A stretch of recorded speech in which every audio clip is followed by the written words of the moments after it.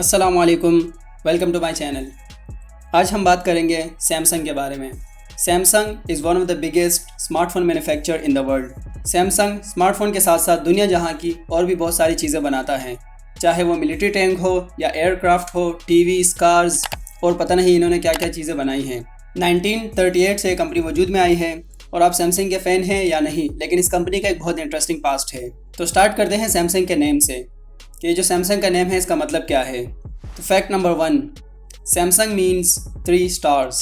Samsung का word 2 लफ्ज़ों से मिलकर बना है, मतलब कि सैम जिसका मतलब है 3 और संग जिसका मतलब है स्टार्स। सैमसंग मतलब 3 स्टार्स। यह नाम सैमसंग के फाउंडर ने रखा था और कोरियन लैंग्वेज में नंबर 3 एक बड़े और पावरफुल चीज़ को रिप्रेजेंट करता है। और स्टार्स इसलिए कि सैमसंग के फाउंडर का विज़न था कि हमारी कंपनी हमेशा रहने वाली है जैसे स्टार्स हमेशा से हैं। Number 2, Samsung supplies around 90% of OLED panels for iPhone. यहाँ एप्पल और सैमसंग के फैंस आपस में लड़ते रहते हैं, लेकिन दोनों कंपनीज़ को एक दूसरे की ज़रूरत है, क्योंकि OLED डिस्प्लेस की जो टेक्नोलॉजी है वो या तो सिर्फ सैमसंग के पास है और या LG के पास है। और आईफोन्स के लिए 90% OLED डिस्प्लेस सैमसंग सप्लाई करता है।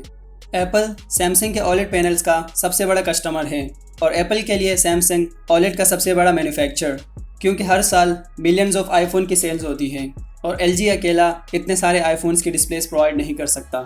Number 3, Samsung was started as a grocery store. 1938 में जब सैमसंग स्टार्ट हुई तो ये कोई इलेक्ट्रॉनिक कंपनी नहीं थी, बल्कि एक ग्रोसरी ट्रेडिंग कंपनी थी जो नूडल्स में स्पेशलाइज करती थी। और बाद में इन्होंने इंश्योरेंस और दूसरे बिजनेसेस स्टार्ट किए और तकरीबन 30 साल बाद जाके सैमसंग ने अपना पहला इलेक्ट्रॉनिक आइटम बनाया। Number 4, Samsung first electronic item was a black and white TV. जैसे कि मैंने आपको पहले बताया, सैमसंग एक इलेक्ट्रॉनिक कंपनी नहीं थी। सैमसंग ने अपना पहला इलेक्ट्रॉनिक आइटम 1970 में लॉन्च किया, जो कि एक ब्लैक एंड वाइट टीवी था, और उसके बाद सैमसंग इलेक्ट्रॉनिक में आई। Number 5, Samsung CEO once burned 50 million worth of product in a single day. जैसे कि आपको पता है कि सैमसंग की प्रोडक्ट की क्वालिटी बहुत ही अच्छी होती है, वो इनके फ़ोन्स हो या टीवी हो या कोई भी प्रोडक्ट हो, और उसकी वजह है सैमसंग का क्वालिटी कंट्रोल। 90s के टाइम में ऐसा नहीं था, उस वक्त सैमसंग क्वालिटी पर बिल्कुल ध्यान नहीं देता था। लेकिन 1993 में सैमसंग की मैनेजमेंट चेंज हुई और बिल्कुल न्यू मैनेजमेंट हायर की गई। सैमसंग के चेयरमैन ने कहा, and I quote, let's change everything except wives and children. और 1995 में सैमसंग के CEO ने डिसाइड किया कि अब बहुत हो गया, और उसने एक बहुत बड़ा स्टेप लिया क्वालिटी के हवाले से। उसने सैमसंग के 2000 एम्प्लॉयज़ को इकट्ठा किया, जिसमें बोर्ड ऑफ डायरेक्टर्स वगैरह भी शामिल थे, और उन सब के सामने जितनी प्रोडक्ट्स थी सबको आग लगा दी, जिसमें फ़ोन्स, टीवीज़ वगैरह सब शामिल थे।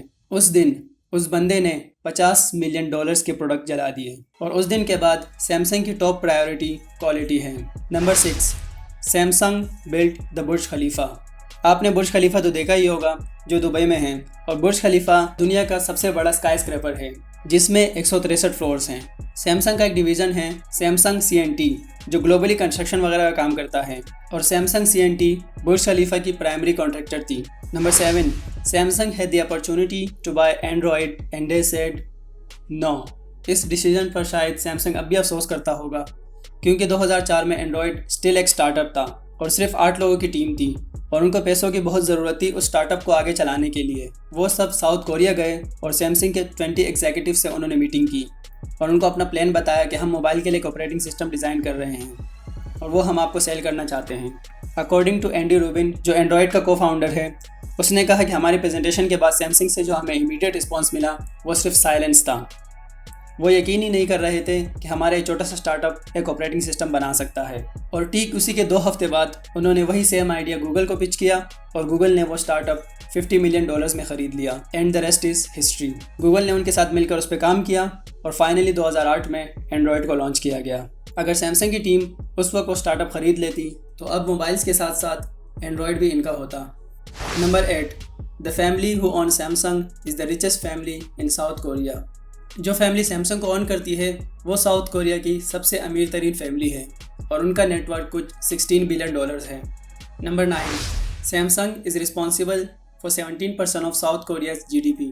आई एम श्योर आपने कॉमर्स में GDP के बारे में पढ़ा होगा, अगर नहीं पढ़ा तो मैं आपको थोड़ा सा बता देता हूँ। GDP means gross domestic product. इससे मेजर किया जाता है कि एक मुल्क ने पूरे साल में कितनी प्रोडक्ट बनाई और उसे एक्सपोर्ट किया और पूरे साल में जितनी प्रोडक्ट कोई मुल्क बनाकर दूसरे मुल्कों को सेल करता है कि उस मुल्क ने एक्सपोर्ट से पूरे साल में कितना पैसा कमाया। साउथ कोरिया की 17% जीडीपी सिर्फ और सिर्फ सैमसंग से आती है।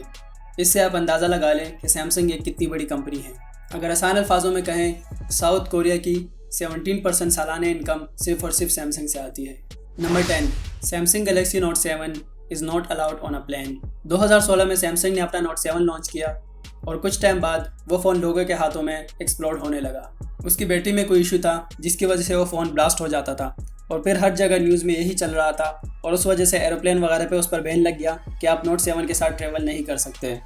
और उस वक्त सैमसंग ने पूरी दुनिया से ऑलमोस्ट सारे नोट 7 वापस लिए और उन पर मज़ीद रिसर्च की कि आखिर इसमें मसला क्या था और बाद में उन्होंने बताया कि उसकी बैटरी में कोई इशू था। तो आज के लिए इतना ही। Thank you so much for watching. I hope आपको ये वीडियो पसंद आई होगी। प्लीज़ वीडियो को लाइक करें और चैनल को सब्सक्राइब करें and I will see you in the next video. तब तक के लिए टेक केयर। अल्लाह हाफिज़।